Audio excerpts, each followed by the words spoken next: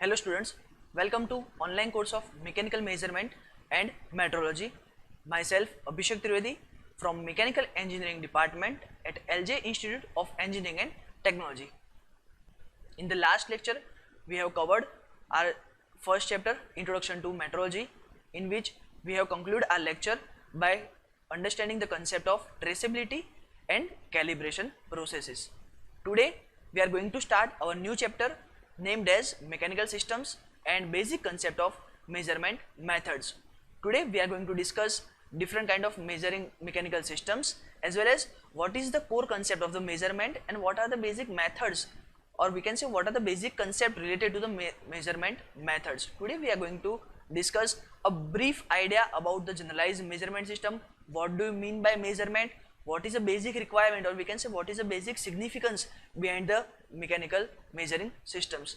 Today we are going to discuss this kind of topics, and from next lecture we are starting with the basic characteristics, or we can say basic static characteristics of the measuring instrument, how the measuring instrument will perform, how we can select the particular measuring instrument, under which parameter, or we can say under which condition we are going to select our basic measuring instrument, that we are going to discuss in the upcoming lectures. Okay, let us start with the very basic concept named as measurement.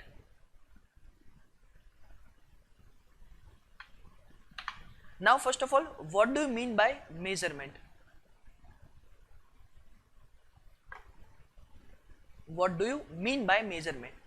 Generally, a measurement is a process of a quantitative comparison between the predefined standards and unknown magnitude.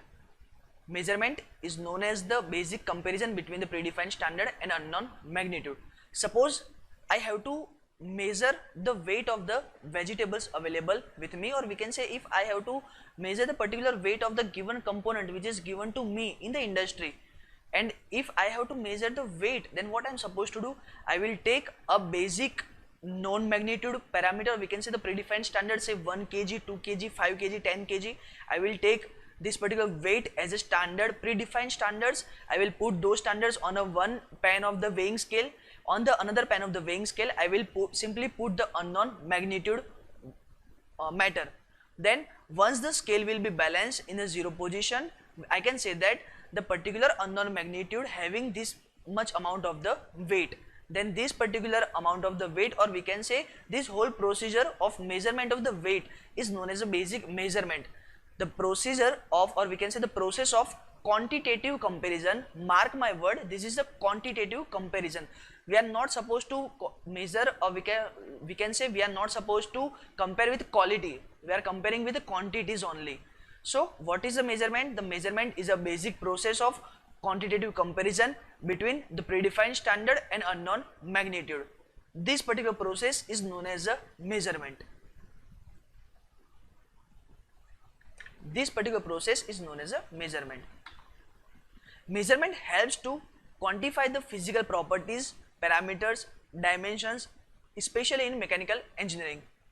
It will help you with the manufacturing of various components and ensuring the proper fits between the components. Suppose I have to design a part, or we can say suppose I have to develop a whole product with number of individual parts, and if I am supposed to require that all the parts will make a proper fitting with each other while I am assembling those parts for manufacturing the whole component.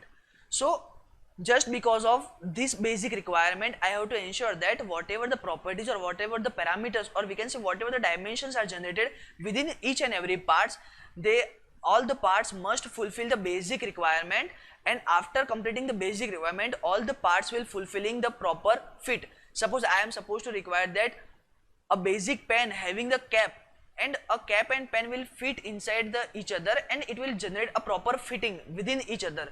So what is the basic requirement? That the inside diameter of the cap is slightly higher than the outside diameter of the pen body.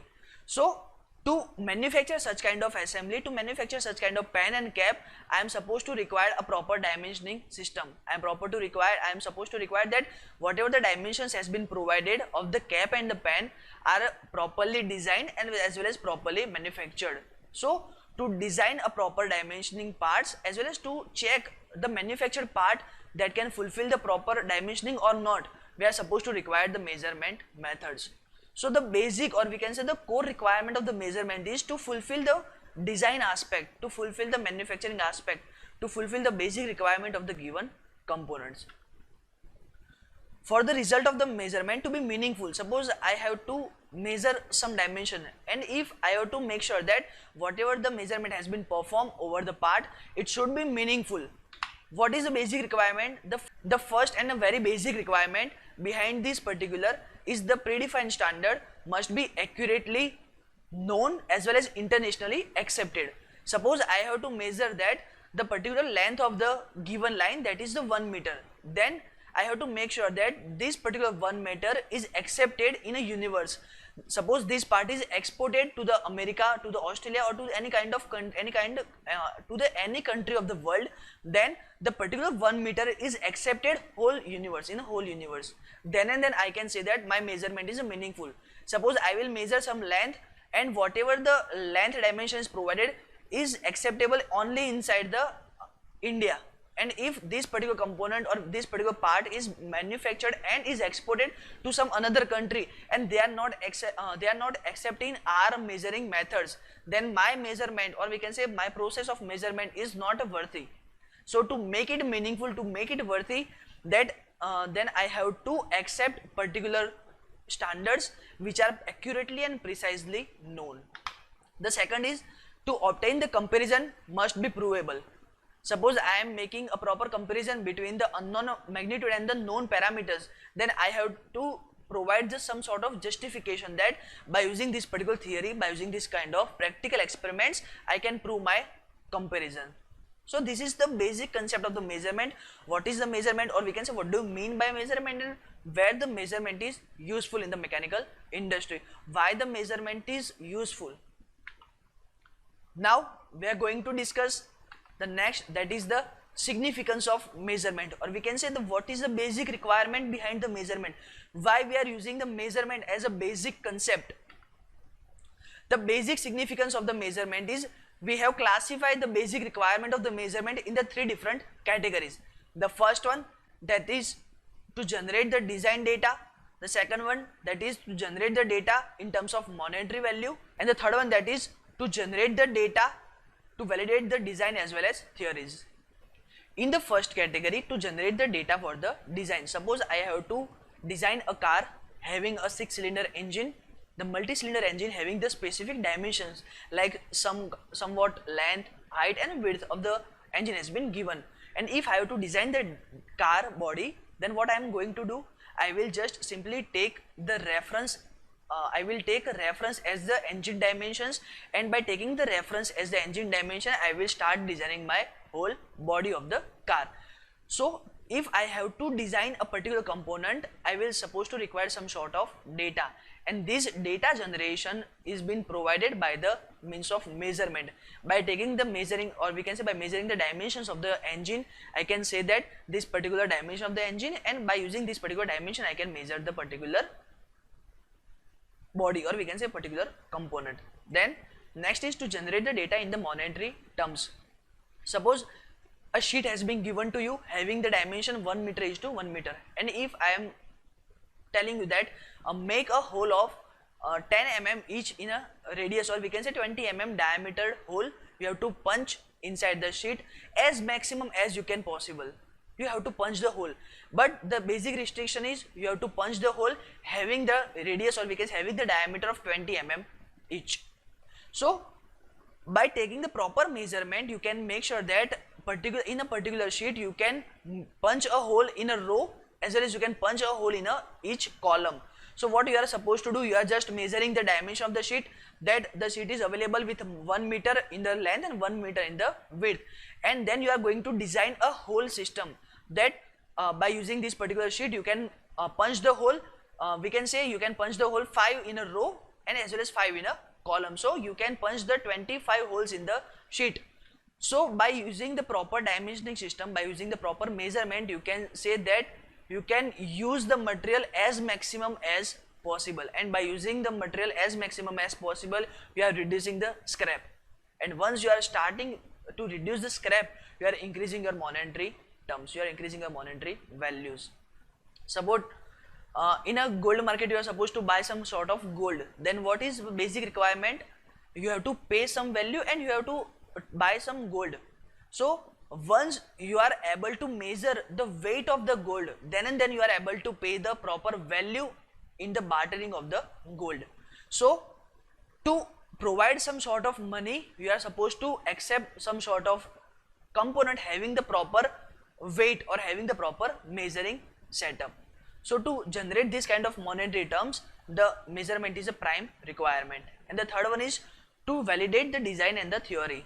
Suppose by taking the calculation, you have designed the number of equipments, or you have designed the number of basic instruments, and if you have to validate those particular equipments, or if you have to validate those particular component with the design or with the theory section, then what you are supposed to do, you are simply measuring that particular dimension and correlate those measurements to the theory. Once you are able to correlate those particular measurement to the theory, you can say that the whatever the theoretical aspect has been approached by you is properly accepted and is properly executed in terms of manufacturing sections. So this is the basic requirement, or we can say the basic significance of the measurement. What is the measurement and why the measurement is useful in the mechanical sector, or we can say in any kind of industrial sector. Now we are going to discuss a basic important concept known as generalized measurement system. The diagram shows a generalized measurement system. This is the closed loop diagram in which the different components has been provided. The generalized measurement system provides you the different elements of the measuring system. Suppose you are going to develop a measuring system having the different elements, and once the measuring system has been developed, you have to design a proper measuring instrument. So to develop the proper measuring instrument, you are supposed to require to develop a proper measuring system, and this kind of approach has been taken. Then and then we are supposed to require a proper generalized system which will fulfill all the elements, or we can say which will fulfill all the basic requirements of the measuring system. And in the generalized measuring system, you are supposed to require some sort of elements, the elements known as the physical system, then the variable conversion element, or we can say the transducers, variable manipulation element, then data transmission element, data processing element, data presentation element, and lastly we are supposed to provide a feedback loop to complete, or we can say to close the cycle. These are the basic element behind the generalized measurement system. Though this is the generalized layout, you can change the position of the element. It means you can shift the conversion element over here, you can change the position of manipulation element over here, you can shift the conversion element over here. Instead of data processing, you can convert this particular position of the conversion element, you can shift the element manipulation element to the preceding of the data processing element. So you can change the any position of any kind of element, but whatever the generalized measurement system has been designed by you, whatever the measuring system has been designed by you, it must fulfill these particular elements. This is the basic requirement behind the development of the measuring system. Remember these words, you are not supposed to use each and every elements. You can remove any sort of element. Suppose you are not required any kind of manipulating device, then you can remove the variable manipulation element. Suppose you are not required the feedback loop, then you can simply eliminate the feedback element. Suppose you have to measure the temperature, then what you are supposed to do, we are taking a basic analog thermometer and you are simply measure the temperature. What we are doing, we are taking a physical system, then by using the physical system, by using the different element, I am going to measure the temperature. Once the measurement of the temperature has been done, I will simply plot the temperature over the indicator. On the indicator we are supposed to find the value of the temperature of the human body. That's it, my requirement is over. What is the basic requirement? The basic requirement is to measure the temperature of the human body. Once the requirement is over, this is not required that you are supposed to use the feedback system. So I am not using this particular feedback system. So generalized measurement system means these are the number of elements. By using this particular number of elements, you can make your own arrangement, you can make your own setup, you can make your own elements.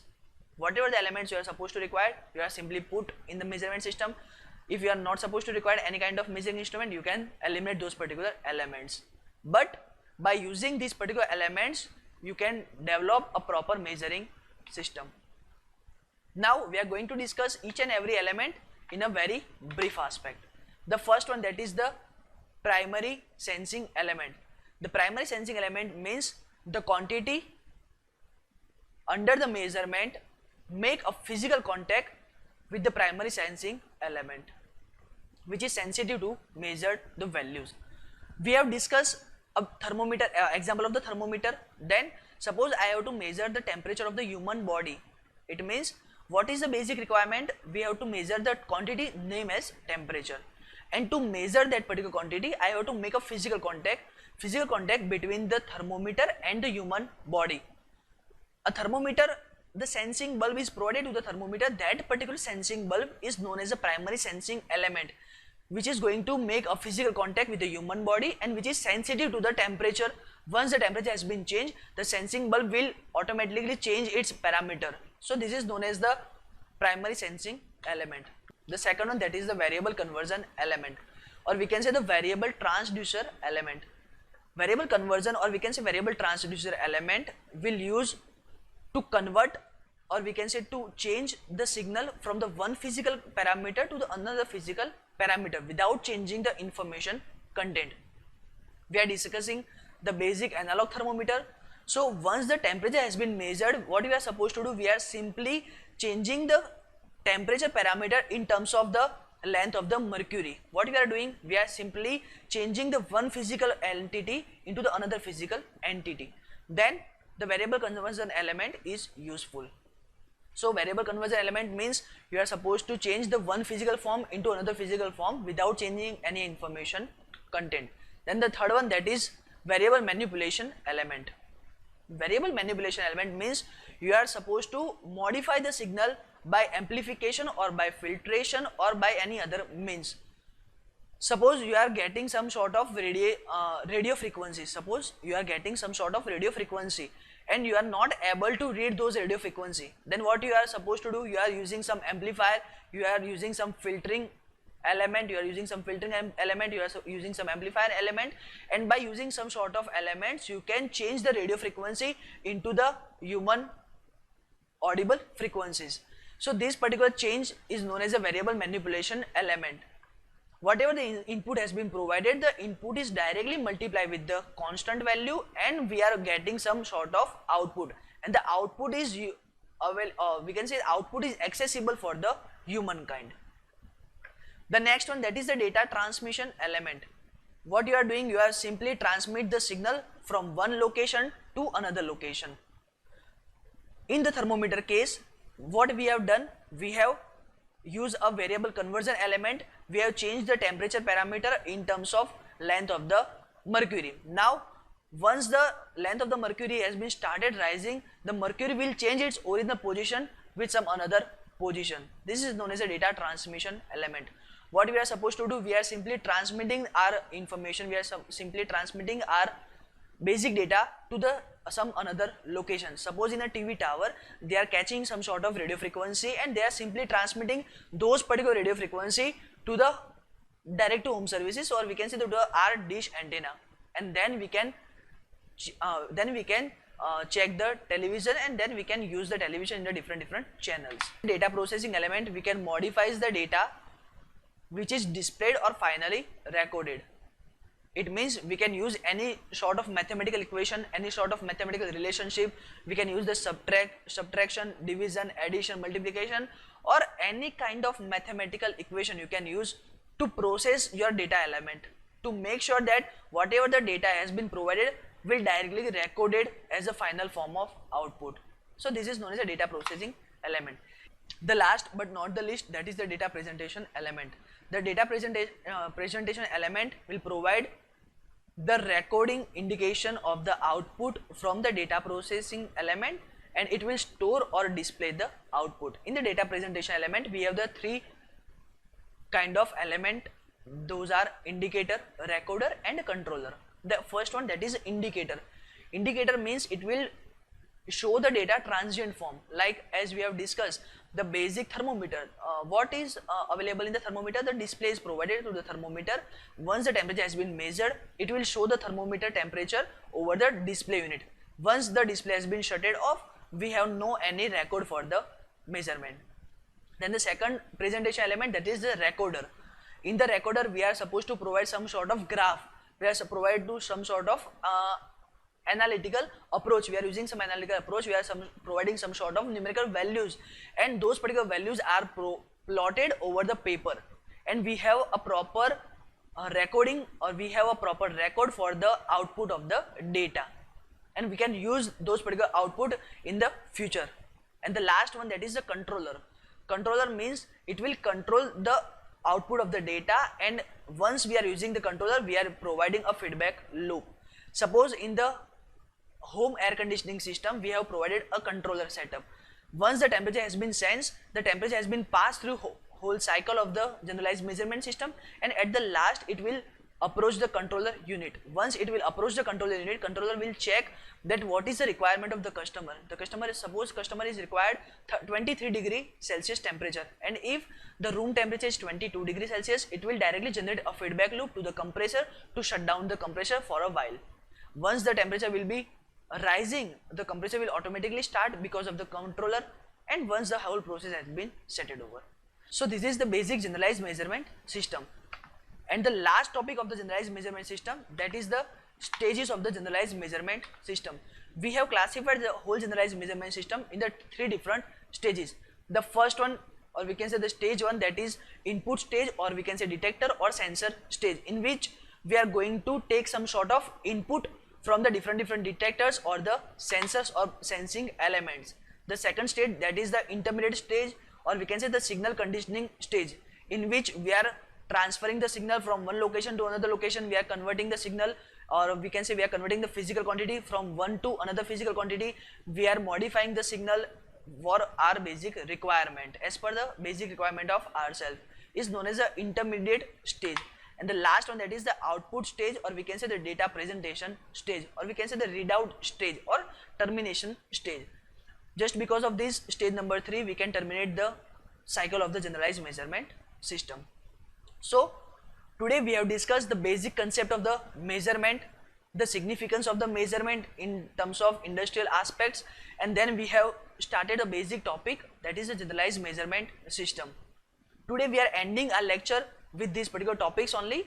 From the next lecture, we are going to discuss the static characteristics of the measuring instrument. Till then, thank you.